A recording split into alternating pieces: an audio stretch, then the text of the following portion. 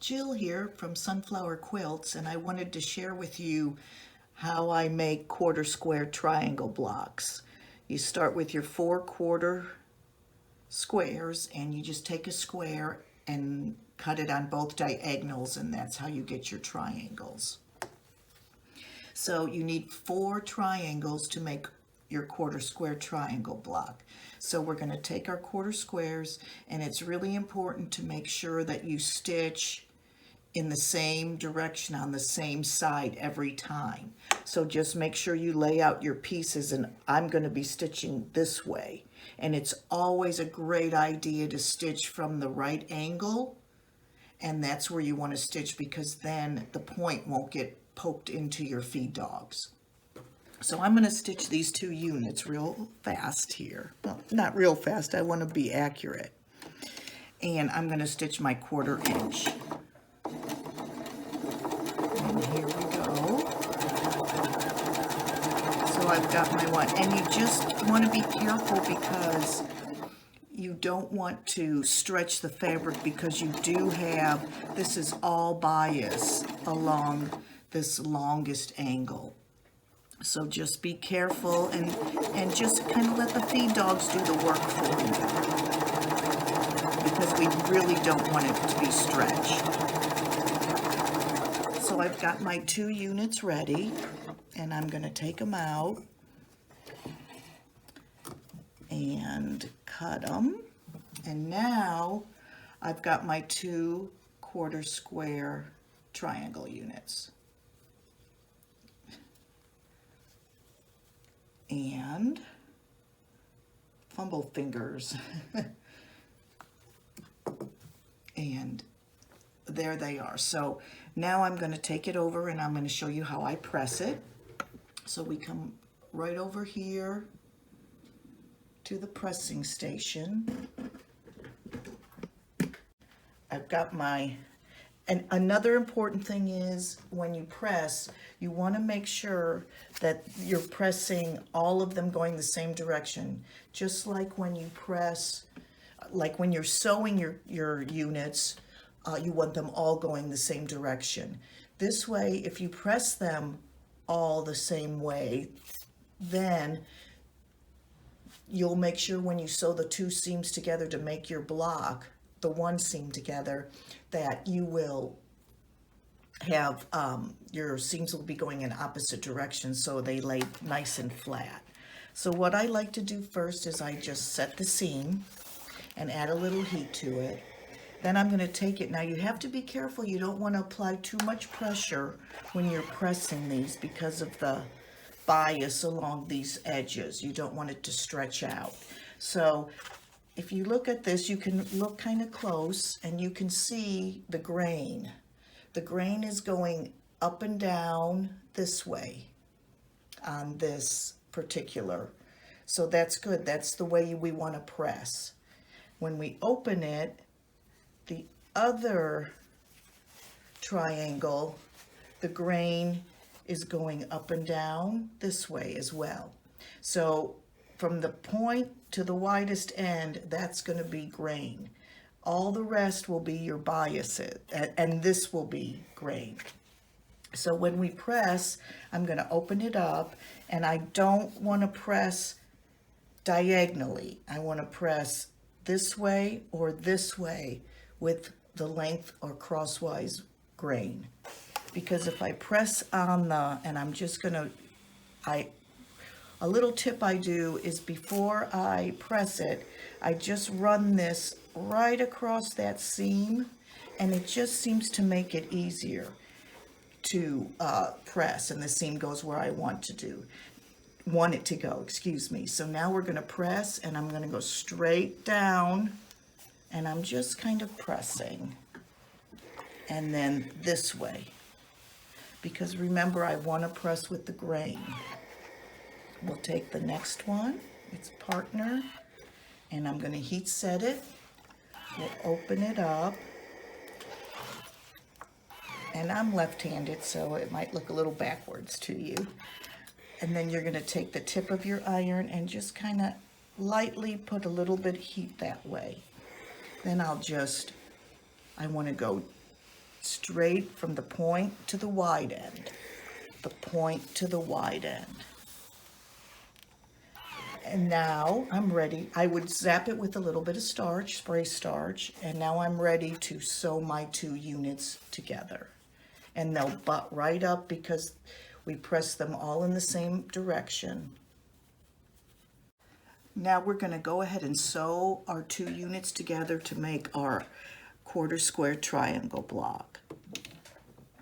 And just, I always, if you have a needle down, it's really good to do that now because it just makes life a little bit easier for you and you won't lose your place or shift your stitches. So now, and just be very careful handling it. Kind of let those presser feet, those speed dogs, excuse me, do the job.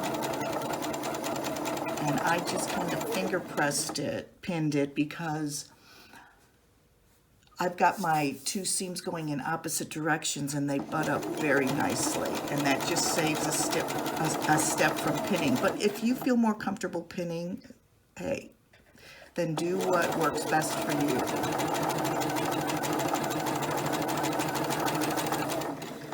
So now we've got our block. And there it is. And look at there, we've got a pretty point. So now let's take it over and we'll press it as well. So now when we press this, we're going to heat set the seam again as we did when we did our units. And now we're going to open it. And now we still want to remember, we're going to do a little bit here. We still want to remember about the grain. So remember point to wide, point to wide. So we don't want to press diagonally. We want to press point to wide, point to wide. So we'll go this way. And then we can go this way. Give it a little spray starch, and now I'll show you how to square up your block. Okay, so now we have our block here ready to be squared. And first of all, you need to know what size you want to square it to. This particular block we want to square to a 6.5 inch unfinished block. That way when it's sewn into our quilt, it'll end up being 6 inches finished. So the first thing we want to do is, I have my ruler, my square ruler, and this is a 7.5 inch ruler. When I square blocks, I always like it to be a little bit bigger than the block I'm going to do because I hate trying to align the edge exactly to the edge of the block. It's virtually impossible for me. So that's why I like to use a larger size. So since we want to make this square this to 6.5 inches, half of it, which would be our center, would be 3.25 inches. So we're going to look on our ruler and find our diagonal line and find 3.25 inches. So we're going to go here, and here's 3, 3, and 3. And there's our diagonal. Now we'll go 1 dot down, and we can see that that would be our 3.25 mark. That 3.25 mark right there where that dot is going to be our point to put right in the center of our block as we align this diagonal line along this line. So we'll take our 3.25 and put it right there on the dot. Let's see if you can see that. So it's the 3.25 right here on that dot. Now I'm also going to take this line and I'm going to line it up with my seam line along the center. So we'll go back down. So we have our seam line aligned from this corner, the diagonal on the ruler all the way. Our 3.25 is right there in the center. I slipped it just a little. And we want to make sure that we have enough to cut all the way around, which when we look, here's our 6.5 inch, and we've got plenty of room. So we'll have a nice, pretty square block. Now I'm left-handed, so I'm gonna cut, it might look a little different, but you would just switch it doing right-handed. We're gonna cut the two sides first. In this case, my left and my top. If you're right-handed, you'll cut your right and your top. Then we'll take our block and we're gonna turn it 2 times to the right. And now we're gonna place our 6.5 inch line on those 2 clean cuts that we just cut. We don't have to go ahead and do the diagonal anymore or the 3 1/4. It should be just fine if we cut the first 2 cuts accurately, which it looks like we did, but it never hurts to double check to make sure before you cut. Now we're gonna, so I have my 6.5 and 6.5, and I'll cut these next 2 sides, the last 2 sides. And there we have a perfectly squared quarter square triangle block. Try making them. They're a lot of fun. You can make a lot of different designs with them by color placement, by value placement of your fabrics.